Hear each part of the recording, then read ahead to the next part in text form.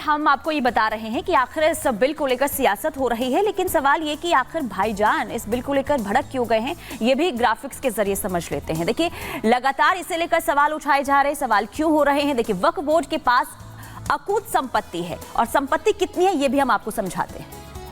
देखिए, वक्फ बोर्ड के पास अकूत संपत्ति आपको पुनीता बता रही हैं और अरबों की अचल संपत्ति कितनी, देखिए 8,65,646 अचल संपत्ति। और इसके अलावा चल अचल संपत्ति की बात हम कर लेते हैं। देखिए, वो आपको चल संपत्ति आपको बता रहे हैं। वक्फ के पास दरअसल 16,713, इससे पहले अचल संपत्ति बताई थी, चल संपत्ति आपको बता रहे हैं। बिल्कुल। इसके अलावा देखिए, वक्फ के खेती की 1,40,781 प्रॉपर्टी है। वहीं कब्जे में कब्रिस्तान की 15,07,516 प्रॉपर्टी है। और वक्फ के पास मस्जिद की 1,19,200 प्रॉपर्टीज है। इसलिए लगातार इन अधिकारियों को खत्म करने की बात करते हुए नजर आ रहे थे। और वक्फ के पास मदरसे की 14,008 प्रॉपर्टीज भी है और इसलिए लगातार हम देख रहे हैं कि यहाँ पर फैसला किया जा रहा है। इसके अलावा देखिए, देश में स्कूल के नाम पर 2,093 प्रॉपर्टी है। वक्फ के पास 1,13,000 और 187 दुकानें भी हैं। रिहायशी मकान की बात करें तो 92,505 प्रॉपर्टीज है। और इसीलिए देखिए, इस विधेयक के जरिए, क्योंकि विधेयक को लेकर चर्चा भी कल हुई थी और हमने देखा कि संसद भवन के अंदर कैसे कार्यवाही के दौरान वार पलटवार का सिलसिला तेज होते हुए नजर आया था। और अब हम देखेंगे कि आगे इस पूरे मामले को लेकर किसकी तरफ से क्या रिएक्शन सामने आता है। ये तो बात हो गई वक्फ संशोधन बिल की, लेकिन अब बात करते हैं बांग्लादेश की, क्योंकि बांग्लादेश में अंतरिम सरकार बन गई। वहां के पीएम ने शपथ भी ले ली, पीएम मोदी ने भी देखिए उनको शुभकामनाएं तो दी। लेकिन अब बात करेंगे अगर पाकिस्तान की, क्योंकि बांग्लादेश की स्थिति को देखकर पुनीता हम ये देख रहे हैं कि पाकिस्तान के जो आका है, पाकिस्तान में रहने वाले लोग हैं, पाकिस्तान के वजीर आजम काफी ज्यादा इस वक्त खुश नजर आ रहे हैं बांग्लादेश की स्थिति को देखकर। बिल्कुल। देखिए, भविष्यवाणी कर दी गई है वजीर आजम की तरफ से। क्या भविष्यवाणी की गई है और आखिर पाकिस्तान इतना खुश क्यों है बांग्लादेश में जो स्थिति बनी है और जो अंतरिम सरकार का गठन हुआ है, इसके बाद आखिर पाकिस्तान इस तरीके से खुशी क्यों मना रहा है और वजीर आजम की तरफ से आखिर क्या भविष्यवाणी की गई है, आपको एक बार रिपोर्ट के जरिए दिखाते हैं।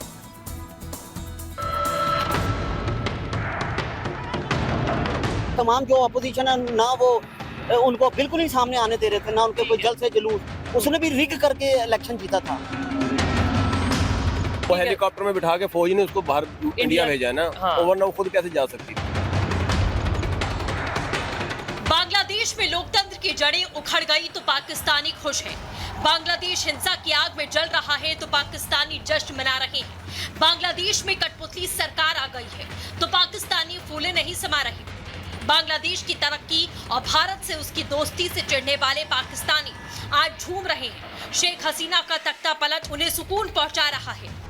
जो मतलब बांग्लादेशी अवाम बहुत खुश है, पाकिस्तानी अवाम भी बहुत खुश है। अच्छा। इस पे बांग्लादेश के यूथ ने इस सारे मामले को मुस्तरद कर दिया। पाकिस्तान और बांग्लादेश के दरमियान में हालात खराब होने की एक बहुत बड़ी वजह जो थी, बस हसीना वाजिद थी। वो ना सिर्फ प्रो इंडियन थी बल्कि एक डिक्टेटर भी थी, क्योंकि उसने बहुत लंबा अरसा बांग्लादेश पे हुकूमत की है। ना सिर्फ हुकूमत की बल्कि अपने मुखालिफिन को उसने बिहाइंड द बार्स उसने धकेल दिया। पाकिस्तानियों की खुशी तो आपने देख ली, लेकिन अब पाकिस्तानियों के आका यानी उनके वजीर आजम शहबाज शरीफ की भविष्यवाणी भी सुनिए। बांग्लादेश की बर्बादी की दुआएं करने वाले शहबाज शरीफ आज वहां हालात सामान्य होने की बात कर रहे हैं। शहबाज शरीफ ने कहा है कि उनकी सरकार और पाकिस्तान के आवाम बांग्लादेश के साथ खड़ी है। बांग्लादेश के हालात जल्द सामान्य होंगे। वहां के हालात पर पाकिस्तान की सरकार पैनी नजर बनाए हुए है। वैसे ये वही पाकिस्तान है जो कल तक बांग्लादेश से खार खाता था, पानी पी पी कर उसे कोसता था, उनकी तरक्की से जलता था। आतंक को पनाह देने वाला पाकिस्तान और दहशतगर्दों की वजह से दुनिया में बदनाम पाकिस्तान सरकार बांग्लादेश के हालात सुधरने की भविष्यवाणी क्यों कर रही है? दरअसल पाकिस्तान मौके पर चौका जमाना चाहता है। बांग्लादेश की अंतरिम सरकार से दोस्ती की पींगे बढ़ाना। पाकिस्तान बांग्लादेश को भारत के खिलाफ इस्तेमाल करना चाहता है। पाकिस्तान की सरकार और सेना बांग्लादेश को अपने पालतू आतंकियों का अड्डा बनाना चाहती है।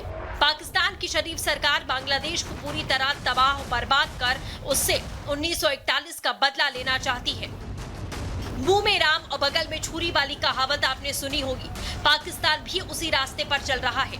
मन ही मन वो बांग्लादेश को पूरी तरह तबाह होते हुए देखना चाहता है, तो वहीं दिखावे के लिए वहां अमन चैन की दुआ मांग रहा है। लेकिन पाकिस्तान शायद ये भूल रहा है कि अफगानिस्तान में उसके साथ क्या हुआ, कैसे उसी तालिबान ने उसकी घिग्गी बना दी जिसके जरिए वो वहां अपनी पैठ बनाना चाहता था। Bureau report, Republic Bharat.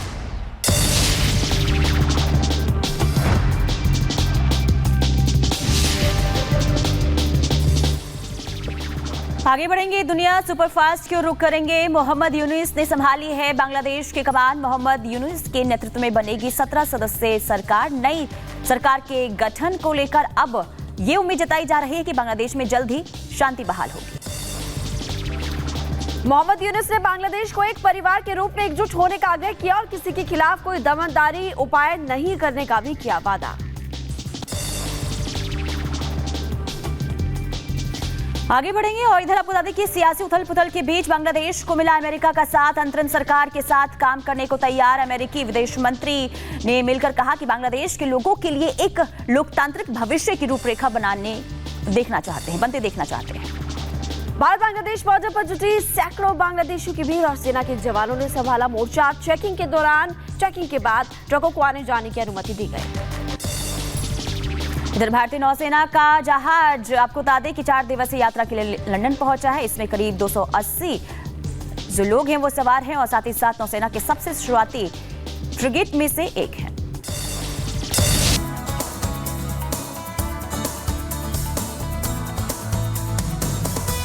Welcome back, Republic Bharat देख रहे हैं आप और जाग उठा भारत में देश और विदेश की तमाम बड़ी खबरें हर दिन हम आपके लिए लेकर आते हैं। लेकिन हम बात करेंगे वक्फ संशोधन बिल की, क्योंकि इस बिल को लेकर लगातार सियासी घमासान जो है वो जारी है। और इसी बीच हमने कल देखा कि कल संसद की जब कार्यवाही जारी थी तो किस तरह से वार पलटवार किया जा रहा था। सत्ता पक्ष और विपक्ष में नोकझोंक देखने को मिली।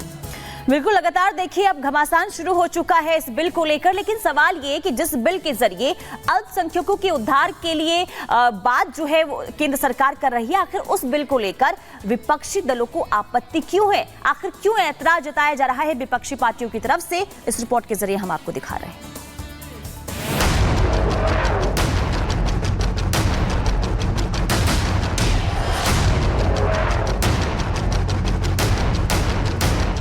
वक्फ पर घमासान, संसद में हिंदू मुसलमान। वक्फ पर रार, विपक्ष बनाम सरकार। हर काम में कलेश, विपक्ष का यही एजेंडा शेष। जैसा तय लग रहा था वक्फ संशोधन विधेयक को लेकर गुरुवार को संसद में वही हुआ। सरकार की तरफ से केंद्रीय संसदीय मंत्री किरेन रिजिजू ने जैसे ही वक्फ संशोधन विधेयक 2024 पेश किया, विपक्ष के तय एजेंडे के मुताबिक हंगामा शुरू कर दिया।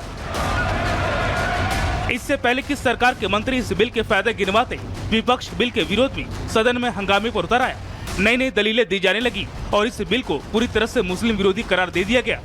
वक्फ बोर्ड में गैर मुस्लिम को शामिल करने का औचित्य क्या बनता है कि भाजपा अपने हताश, निराश, आप तो इस कानून चंद कट्टर समर्थकों के तुष्टीकरण के लिए ये बिल लाने का काम कर रही है। अध्यक्ष महोदय, मैं इस बिल का विरोध करता हूँ। विपक्ष का रवैया वक्फ संशोधन बिल को लेकर ठीक वैसा ही था जैसा कि आमतौर पर विपक्ष हर मुद्दे पर करता आया है। विपक्ष ने वक्फ संशोधन बिल को धार्मिक स्वतंत्रता के खिलाफ साबित करने की जहां कोई कोर कसर नहीं छोड़ा, तो वहीं इस कड़ी में सपा अध्यक्ष अखिलेश ने स्पीकर के बहाने सरकार पर निशाना साधने से नहीं चूके। लेकिन अमित